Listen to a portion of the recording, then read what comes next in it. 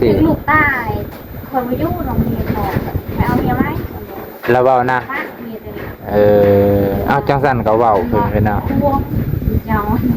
คล้ายๆว่าเอาเจ้านี่บ่ดี แม่ จังซั่นก็เว้าอยู่นํกันมาจักปีแล้วนะเนาะตอนนี้ก็คือว่าบุญมีบ่ได้เจ็บบ่ได้ไข้ต่างแต่ว่าแต่เฮาบ่ฮู้อาการเด็กน้อยซื่อๆไปพี่น้องตาดิตนตาดิตนเพิ่นแต่ว่าน้องหั่นผู้ลิ้นสบายค้านลิ้นผู้เดียวคันเราให้นะเอาโกยน้องแต่ว่าเขาเอายาให้กินอยู่เป็นน้ำมันเลยเป็นก้อน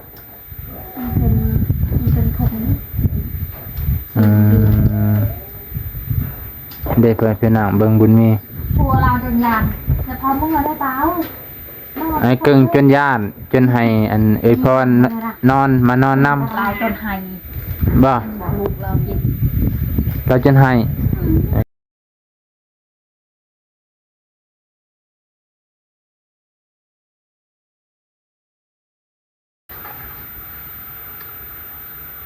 สวัสดีปีใหม่ขอให้พี่น้องลุงป่าเบิดสุขทุกคนมื้อนี้เป็นวันใหม่เนาะเดือนใหม่ปีใหม่สวัสดีเด้อพ่อพี่น้องลุงป่าและสบายดีพ่อแม่ที่อยู่ต่างประเทศยินดีต้อนรับเข้าสู่ช่องเบานงให้พี่น้องเมื่อวานนี้ก็ได้ยินข่าวว่าน้องบุญมีบ่สบายพี่น้องซึ่งก็ FC ผู้มีเมตตามีจิตใจเอื้อเพื่อแผ่จิตใจสงเคราะห์ต่อมนุษย์โลกด้วยกันเพิ่นกับเป็นห่วงเป็นใยของลูกนั่งร้อยที่บ่สบายเพิ่นว่าคือว่าเกี่ยวกับท้องนี่แหละพี่น้องเนาะเดี๋ยวมื้อนี้บ่น้องจะมาเยี่ยมยามทำข่าวเพราะว่าช่วงเช้านี้มาหาเพิ่นบ่อยู่เพิ่นน่าจะไปเป่าตามความเชื่อของส่วนบุคคลเนาะพี่น้องบ่น้องก็เลยเอามะกล้วยมาฝากเสียเอามะกล้วยมาฝากพี่น้องโอ้ยมะกล้วยก็คือดนเลยเนาะบ่เป็นยังซื้อมาจากตลาดพี่น้องมาฝากเพิ่นตอนน้องกับเป็นห่วงก็คิดว่าย้อนกินมักแตงมื้อซื่นนี่บ่ที่บ่น้องซื้อมาฝาก4ถุงเนาะสิมาถามเพิ่นว่าเป็นย้อนหยังบางคนก็ไปคอมเมนต์ว่าอาจจะกินมักแตงโดยที่บ่ได้ล้างพี่น้องอันนี้ก็บ่น้องกับบ่ฮู้คือกันเนาะขอโทษขออภัยหลายๆเด้อพี่น้องเจตนาก็บ่ได้อยากให้เพิ่นเจ็บเพิ่นไข้แต่ก็อยากให้เพิ่นมีกินว่าซั่นเถาะเนาะไปเบิ่งนํกันพี่น้อง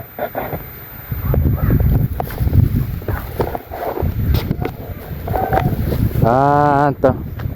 ผู้ใดยืนเทเลอร์นะคือคุ้นๆหน้าพี่น้องคือสิคุ้นๆหน้าผู้ใดเนาะสูงไว้นี่น่าจะบ่พลาดแหละสูงสวยๆนี่บ่มีผู้ใดมีผู้เดียวนี่แหละในหมู่บ้านสบายดีลอยพรน้องพรโดยสบายดีเป็นจังไดเคยได้มาล้านนี่ได้ไปโปกแค่ในคอยนะวันนี้ไม่ได้มือแล้วลูกปะมาดูบ้านล้านว่าองค์ทองเลยร้อยเป็นยังนั่นเคยได้รับอะไรน้องคอยมือไม่อยากนอนคอยวันนี้ไม่ได้มือเพื่อนเลยปะลูกมื้อนี้ตามอนนี่เลยบ่เจ้าน่ะเราพอให้นอนคืนหนึ่งป้าขอให้ปะลูกคือบ่เอาสมิงขาวมานำใช่บ่ฮู้ว่าสินอนบ่ได้เนาะว่าสิไปมื้อว่าสิมื้อบ่ฮู้ว่าสิได้นอนเนาะก็เลยบ่ได้เอาลูกมานำตอนแรกเรา5ก็จะมึงกันแล้วก็ตัดเวลานอนเวลาคืนหนึ่งสู้เพราะว่าให้ก็ให้ลูกอยู่กับไฟนี่ก็อยู่กับอ้ายบักแบ่งกันแล้วบ่อันบุญเพ่งมะกล้วยนี่มั้ยให้แม่จะกินมะกล้วยนี่จึงมีแห้งบุญมีไข่แน่เลยเด้ตอนเลยผัวเราว่าเสียไปกินกอกอีกเจ้านี่ว่า เขาว่ายุดซะก่อนหยุดข่าวเบิ่งบ่อื่นบ่ฮู้เฮ็ดบ่ดีเอาไปอ่ะมื้อนี้หันเขาให้ใครนี่ เนาะ เจ็ดจาดลงท้องฟ้าพ่น โอ้ ไปหมอพี่กอกอีกแล้ว ว่าสิไปหาทันมาเวทนำบ่ โดนตำรวจ อื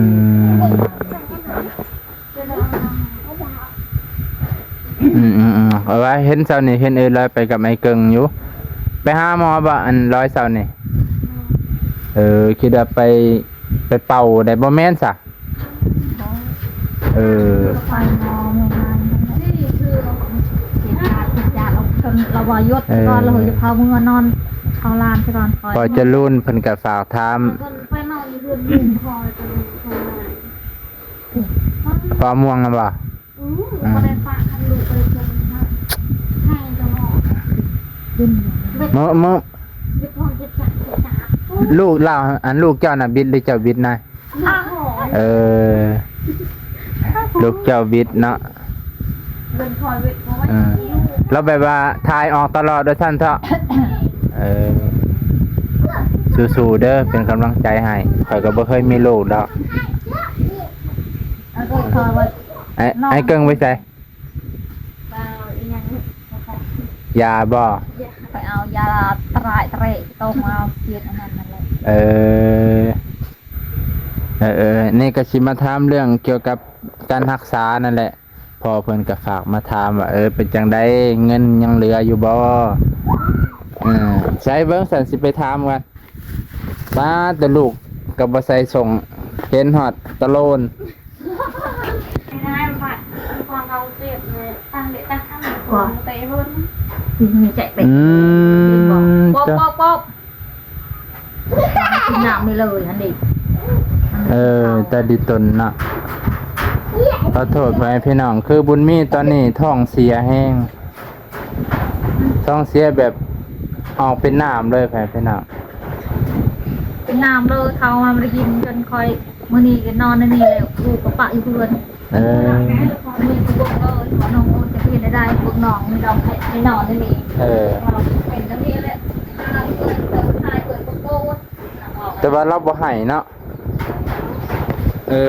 นั่นเราบ่ให้ไปพี่น้องคือจังซี่ตามที่เบิ่งอาการของบุญมีนี่เพิ่นอุจจาระออกแบบบ่ฮู้โตเลยพี่น้องอุจจาระออกแบบบ่ฮู้โตนะแต่ว่าบ่ให้บ่ฮ้อง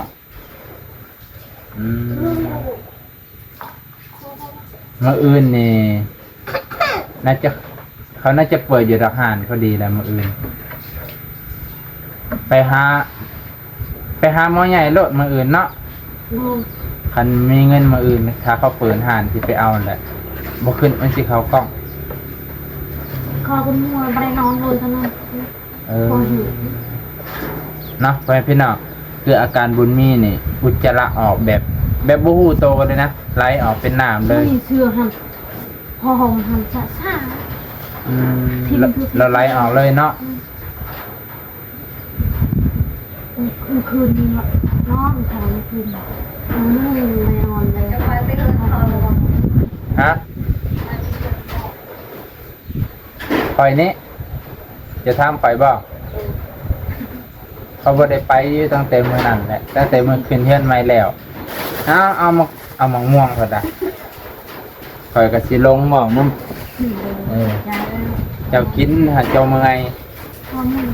ยังบ่ให้ลูกกิน เฮ้ยบอกกะมันไปกินข้าวว่าเจือชื่อมันกินมันไปกินข้าว นะคือแบบดีแต่เราบ่ใหายเนาะจนแบบเราจนจ่อยเลยไหมเป็นหนักบุญมีบุญเพ่งบ่แม่นบุญมีใครเป็นหนักอันทายแต่บุญนางร้อยนั่นแหละเพราะว่าบุญมีเพิ่นบ่ได้ใส่ส่งบ่ได้ใส่กางเกงนะบ่ใส่ก็ได้เฮาใส่เพิ่นเพิ่นนี่มันบ่แห้งบ่เพิ่นกับเบิดร้อยจุดตาดำบ่ได้นอนเด้ ใส่เป็นกดเลยนะก็จะเป็นกู บ่เพิ่มเพิดให้มันดูดเลยมันดูดเลย เอ้ยไปเป็นหน้าเบิ่งให้เบิ่งหน้าเด้อน่ะบุญมีน่ะบ่ได้ให้บ่ได้ห้องหยังบ่ได้แอวต่างแต่ว่าอ่ะ ถึงหักแต่มาถึงอาถึงขี้ มีคนมัดให้แขนเนี่ยต้องถึงอาถึง เจ้ามัดแขนให้ล้านบ่ใครแน่ คอยต้องรอ คอยกระตกใจเขาคิดว่าบ่แม่นเอามักแตงมาให้กินบ่ พอนะมันกินมาเต็ม เราบ่ได้กินข้าวก่อนมื้อนั้นบ่ เออคอยกะย่านเนาะเอ้ามักแตงเอามักแตงมาให้กินบ่แม่นบ่ได้ล้างให้ลูกกินบ่ บอกว่ากินฮาลูกเต้ใช่มันชีตัวโตชีน้องนะ สิ่งเงาๆเนาะแบบบ่สดชื่นต่างแต่ว่าบ่ให้ต่างแต่ว่าบ่ให้แม่เพิ่นเอานะเราก็เล่นปกติของเราอยู่ ไปเต้นมาที่คือตอนท้ายนี่ปอดฉลุตีก็เตลปอดฉลุปอดตะปาได้ปอดอะไรปอดหุ่นมอที่หลบอยากเนี่ย เออ ปอดแบบหลบอยากเนี่ยไปหยุดว่าไหม ไปไอ้เกิงนะ เออ หยุดอยู่ตรงไหนมันก็เลยนะ กลับไปกลับมา เราไปก็ได้ลงในจะเอาไปไหนได้จ้าในปีละตั้งไหนได้อีกจ้ะ ฮะว่าจังซั่นรถบ่นั่นแหละไอ้เกิงก็ว่าจังซี่ ลูกใต้คนมายุ่งโรงเรียนต่อไปเอาเมียไหม แล้วเว้านะ ป้าเมียเลย เออเอาจังซั่นก็เว้าเพิ่นเอา ควงยาว เออคล้ายๆว่าเอาเจ้านี่บ่ดี เออเออจังสั่นก็เว้าอยู่นำกันมาจักปีแหละ ออกไป เนาะก็ไปตัวที่ก็ไปมาลำมาลอยเนี่ย มันบ่เกี่ยวกับ ก็ตกใจแล้วเนาะเพราะชื่อเป็นแบบ ตอนเราเอาใส่อันเนาะ ตกตาเช็ดของ ฮะ หัวนั่งรอ เออมันบ่เกี่ยวกันดอก พอตกใจมาปะ เราว่าสิปะเจ้าจะตกใจเลยให้ไปหน่อยจังซี่ก็ว่า เอาไป บุญเพ่งสิอยู่กับไผหันปะกัน เอากัน เออ เดือนปลา ก็สิเป็นของเจ้าอันแหละเออ มาอยู่น้ำลูกกันไหน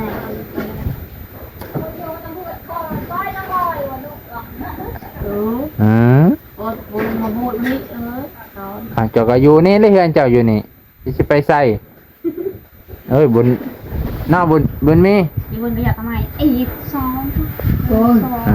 ะไรพวกใหม่ลูก บ่ต้องว่าตัวนั้นบ่ต้องว่ามันสิจิตใจบ่ดีบ่งามมันบ่เป็นหยังดอกเนาะบุญมีเนาะ มีไปพอองมอแล้วเนี่ยพอองมอคือ ผมว่า สวรรค์ มื้ออื่นยังไปอันแกงกอกคันข่อยไปรับเงินแล้วคันข่อยไปรับเงินทันเด้อตอนบ่ายหรือตอนเที่ยงข่อยสิไปแต่เช้าให้เบิ่ง 8:00 นเพิ่นก็ พระเจ้าตั้งแต่ตายเนี่ยเตรียมบางอยู่ห้องมอคือเกิดบาง แม่นโอ้อยู่ห้องหมอน้อยนี่เขาบ่ฮู้เฮ็ดเลย นี่ ป๊าดโต อีกหน่อยว่าเป็นไงใช่ไหม ยังบอกอาการใดเนาะเด็กน้อยบ่ฮู้สิบอกอิหยังโอ้ ไม่โดนนะหาแค่เป็นหมอ ขนาดหมอยังญาติกระมุย ยังมันตาย ยันโอ้ยว่าแล้วก็จะกระบาป ลูกคอยตายหรือนี่ลูกหรือนี่ลูกจะแต่จะแต่ ว่าทุทิพย์ทุแดนบุญเพ่งไล่ไก่นะหันอยู่กันน่ะ นี่ยังว่ามันตายมา ไล่ขามันดูไก่น่ะ เก่าเฉยตั้งเดือนก่อน อ้าวจะน้ำตาออกไปได้เนาะอยู่นำกันหลายปีสิมาว่าบางจังสี่บ่แม่นแนว พระท่าน เรื่องปะเรื่องถิ่ม เดินลูกใหญ่ปีละโป่งระหว่างปอกแล้วระหว่างใหญ่ไป เราแค่ท้องเสียซื้อๆเราบ่ได้เจ็บปวด คือกับเฮาเพิ่นน่ะซื้อปรุงเนาะแม่นบ่คือกันบ่ โอ้ชื่อปุ๊บไปแล้ว แบบว่ากินอีหยังผิดกินสมแบบว่าจนแบบว่า จนบ่ฮู้ว่ามันสิออกตอนใดหั่นนะคือกันแหละอันนี้ก็เด็กน้อยแต่บ่ ปลาจะปลาพวกเงินแล้วนอนนี่ก็ปลาปลาโอ้เปย์จะบ้านนอน เออ อย่างนอนนะลูก ไอ้ นอนจะดอกก็เป็นอย่างดอก ก็นอนน้ำน้องก่อนสิเป็นหยังอย่าไปคิดร้ายคือว่าเฮาก็เบิ่งแย่งน้องยามเจ็บไข้ได้ป่วยแล้วแต่ว่ามาเบิ่งหลาน ล็อกอะไรที่ยังที่จะมีถึง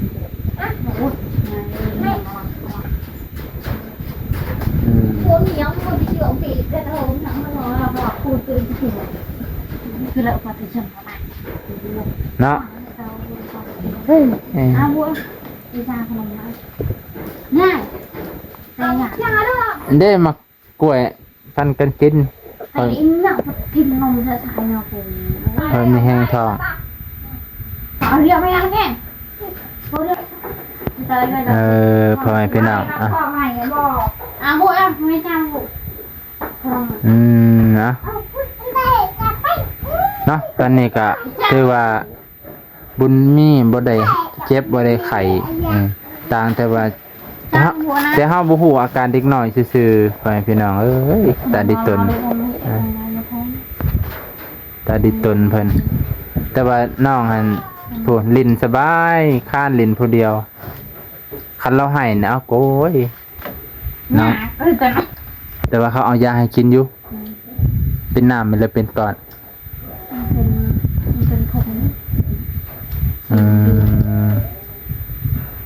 เด็กเพื่อนพี่น้องเบิ่งบุญมี ปัวเราจนยานแต่พอมึงมาได้เปล่า